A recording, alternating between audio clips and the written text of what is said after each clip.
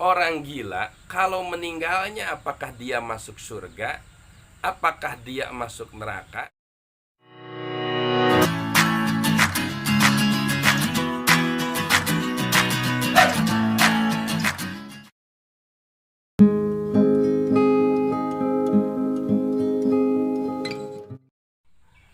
Assalamualaikum warahmatullahi wabarakatuh. Salam silaturahim. Pada kesempatan sore hari ini ya, kita lagi di saung nih. Alhamdulillah hujan dari pagi mengguyur sampai sekarang ya, tapi yang semangat kerja kayak tukang traktor meskipun hujan tetap dia bekerja. Subhanallah ya, kita apresiasi. Satu ya memang dibutuhkan, yang kedua adalah sebuah kebutuhan. Alhamdulillah. Nah, pada kesempatan kali ini kita akan membuka sebuah kajian lagi ya. Jadi biar ada manfaatnya. Ada pertanyaan, apa main-main YouTube? Enggak, ini cuma sekedar iseng ya, cuma sekedar iseng, tapi tidak ada salahnya juga untuk menyampaikan sebuah hukum ataupun menyampaikan sebuah pandangan-pandangan kebaikan. Karena kita akui kalau sekarang radius YouTube itu skalanya dunia. Jadi orang yang bisa melihat itu bukan hanya sekedar di wilayah terdekat saja.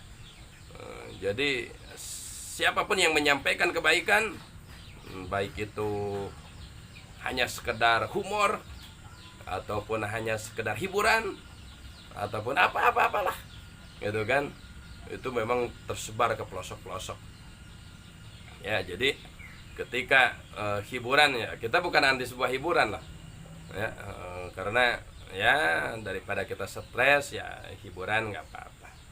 Nah, hiburan nyampe kemana-mana ya, kenapa hukum nggak bisa nyampe kemana-mana juga ya? Kita biar imbang ya. Nah, itulah tujuannya. Karena kalau kita menyampaikan sebuah hak kebaikan atau apa saja yang nilainya positif, hanya mulut ke mulut paling berapa orang yang mampu mendengarkan. Tapi kalau lewat media pada saat sekarang ini mungkin bisa ribuan orang, ratusan ribu, bahkan mencapai jutaan ya. Kita ambil sebuah kemanfaatannya saja. Mudah-mudahan itu menjadikan sebuah kemanfaatan. Amin ya Allah ya Rabbal Alamin. Nah, berbicara kajian pada kesempatan kali ini, apa yang kita kaji nih pada sore hari ini ya, suasana sejuk ini ditemani kopi dan goreng pisang ataupun bala-bala khas Cianjur. Subhanallah. Nah, ada satu pertanyaan, mungkin kita juga kadang tersirat kadang enggak dalam sebuah pikiran ya. Kalau seandainya kita lagi keluar nih, naik mobil, motor ataupun naik kendaraan umum dan sebagainya, melihat orang yang kelainan jiwa ataupun bisa disebut orang gila ya, yang bajunya robek-robek, kotor, kusut, tidak mandi sama sekali gitu. Pernah nggak kita kebayang dalam sebuah pikiran ataupun tersirat dalam sebuah pikiran, itu kalau meninggalnya bagaimana? Orang gila kalau meninggalnya apakah dia masuk surga? Apakah dia masuk neraka? Apakah ketika ditanya oleh Munkar wa Nakir dalam kuburan, apakah dia menjawab atau tidak, atau ditanya atau tidak? Bahkan sampai saat ini ya, kita jarang juga lah melihat kuburannya orang-orang gila. Subhanallah. Entah mungkin sebagian pernah melihat, tapi yang gilanya akut, yang ada di pinggir toko, bertidur di mana-mana, kadang di pembuangan sampah dan sebagainya. Kadang kita sampai saat ini belum pernah menyaksikan, untuk saya pribadi nih, kuburan orang gila. Tapi mungkin kalau di luar banyak juga. Pertanyaannya, apakah orang gila ketika meninggal dia ditanya nggak di kuburnya oleh malak munkar malakir, maaf, munkar wanakir? Nah, ini kan sesuatu yang seru juga ya. Kalau seandainya kita memakai pemahaman secara pribadi, kadang kita nggak tembus sampai ke sana. Mari kita ngambil sebuah dasar dari pandangan para alimul ulama, yang kajian ilmunya sudah matang dan bisa kita jadikan sebuah landasan hukum. Kita ngambil dari kitab Qurratul Ain karya Syekh Al-Alim Al-Alamah Syekh Ismail Usman Al-Yamani Al-Maki, bahwasannya orang gila ketika gilanya permanen, maksudnya sebelum dia balik udah kekurangan ataupun udah cacat mental, ataupun bisa disebut seperti, mohon maaf, idiot ya, dan sebagainya, sehingga tidak mampu melaksanakan sholat, sehingga tidak mampu melaksanakan puasa karena saking IQ-nya yang rendah gitu. Ataupun benar-benar orang gila dari sebelum balik sampai bertahun-tahun, contoh dia meninggal di usia tua. Nah, kata ulama,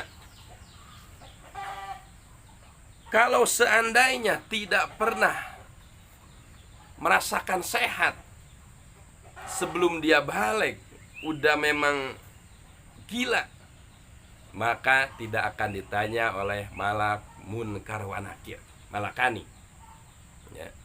Tidak akan ditanya apakah sholatnya, puasanya, zakatnya, munggah hajinya, dan ibadah-ibadah yang lainnya. Tidak.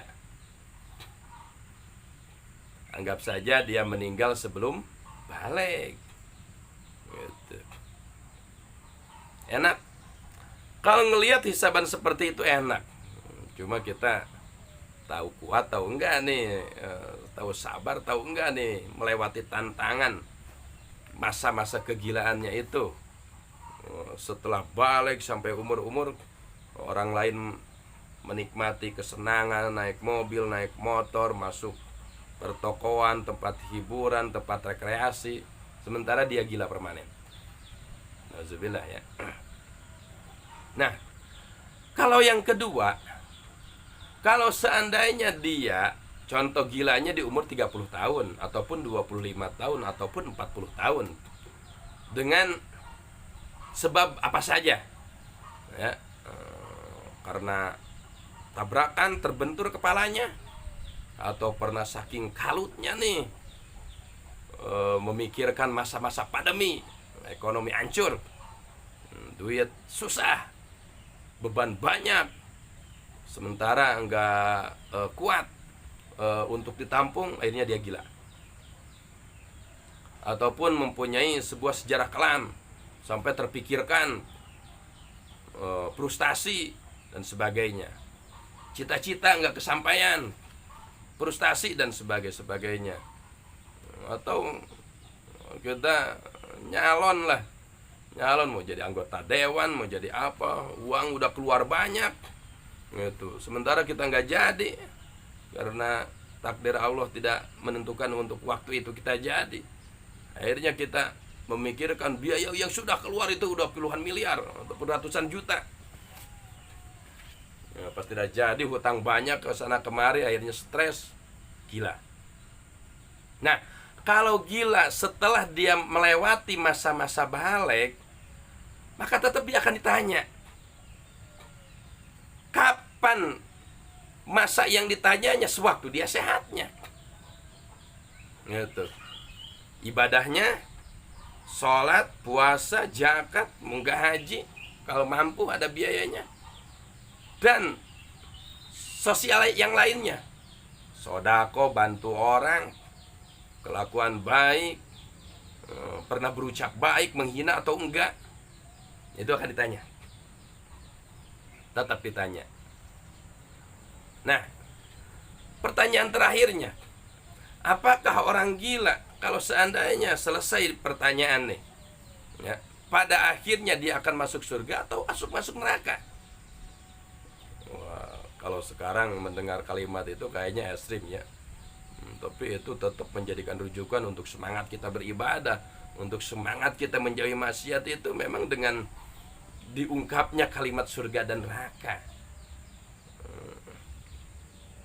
Nah, seorang ulama mengatakan, wa yadkhulul jannata li'anna man mata mu'minan dakhalal jannah. Akan masuk seseorang ke surga. Kenapa? Li'anna man mata mu'minan dakhalal jannah. Orang meninggal dalam kondisi mukmin, beriman, mengimani adanya Allah, mengimani adanya malaikat, mengimani akan kerasulannya Nabi Muhammad, mengimani akan Al-Quran, mengimani akan hari akhir atau hari kebangkitan, mengimani tentang qada dan qadar. Itu termasuk orang yang beriman. Selagi dalam benak hatinya mempunyai rasa iman, keimanan, maka dakhalal jannah. Orang tersebut pada akhirnya akan masuk surga. Nah, apakah melewati neraka dulu atau enggak, itu tergantung. Kalau dalam benak hatinya ada keimanan, tapi dia pernah melakukan sesuatu yang di luar norma agama, keluar syarat, ya tetap saja masuk dulu, dicuci dulu, direndam dulu, digosok dulu. Ya, kayak baju kotor mau masuk lemari, itu prosesnya ribet. Pertama masukin mesin cuci, kalau pakai mesin cuci, direndam, masukin deterjen. Setelah itu digules. Setelah digiles, masukin pengering, diputar lagi. Setelah itu dijemur, panasnya minta ampun. Setelah kering, belum masuk lemari, kenapa? Setrika dulu, panas. Udah setrika, dilipat. Udah lipat pakai pewangi baru masuk. Nah, itu sebuah analogi. Mudah-mudahan ini ada manfaatnya. Atas kekurangannya mohon maaf. Wallahul muwaffiq ila aqwamit thariq. Wassalamualaikum warahmatullahi wabarakatuh.